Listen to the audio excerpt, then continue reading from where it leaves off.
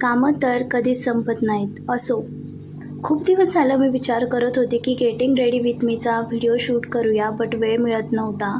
So आज मी try करते आहे. हॅलो एव्हरीवन, मी तुमची लाडकी पूजा आणि आज घेऊन आली मी एक नवीन व्लॉग. आजच्या व्लॉगमध्ये let's go getting ready with me. तो फर्स्ट ऑफ ऑल मी फेस छान वॉश केला आणि छान ड्राय करून घेतला. त्यानंतर मी इकडे फेसवर अप्लाय करते आहे सनस्क्रीन. सनस्क्रीन हा सर्वात इम्पॉर्टंट पार्ट आहे. स्किन मॉइश्चरायझर आणि हेल्दी राहण्यासाठी सनस्क्रीन खूप जास्त इम्पॉर्टंट आहे. So first of all sunscreen छान ऑल ओव्हर स्किनला अप्लाय करून घेतलं. इधर तुम्ही बाहेर जात असाल किंवा घरात राहत असाल तरी सनस्क्रीन खूप जास्त इम्पॉर्टंट रोल प्ले करतं आणि ते तुम्ही रोज अप्लायच केलं पाहिजे. सनस्क्रीन मी 24चं यूज केलं आहे आणि तुम्ही बघू शकतात फक्त सनस्क्रीन लावल्यानंतर स्किन किती छान ग्लो करते. आणि इथे मी कुठल्याही कंपनीचं इधर ब्रँडचं प्रमोशन करत नाही आहे. मी फक्त माझा गेटिंग रेडी विथ मीचा छान शूट करते आहे. सो सेकंड वन मी मॉइश्चरायझर अप्लाय केलं. मॉइश्चरायझरमध्ये मी निव्हियाचं फेस क्रीम यूज करते फेस मॉइश्चरायझर ठेवण्यासाठी.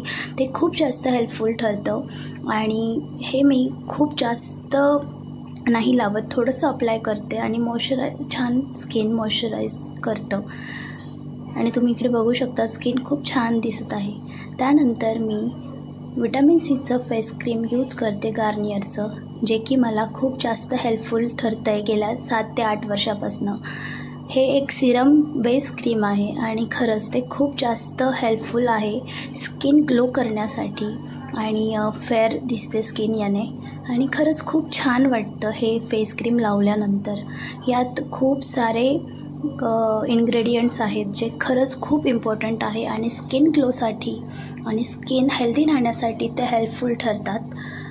सो तुम्ही इकडे बघू शकतात इन्स्टंट रिझल्ट आहे फेस क्रीमचा सुद्धा.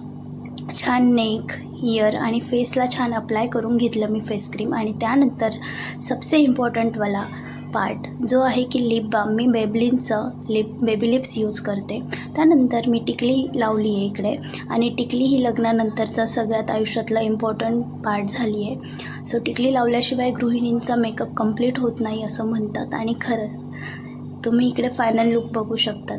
तर खरंच जसा वेळ मिळेल तसं तुम्ही स्किन केअर केलं पाहिजे आणि एक हेल्दी स्किन राहण्यासाठी, हायड्रेटेड स्किन राहण्यासाठी पाणी भरपूर पिलं पाहिजे, लिक्विड्स भरपूर इनटेक केले पाहिजे, जसं की फ्रूट्स आहेत, ज्यूस आहे.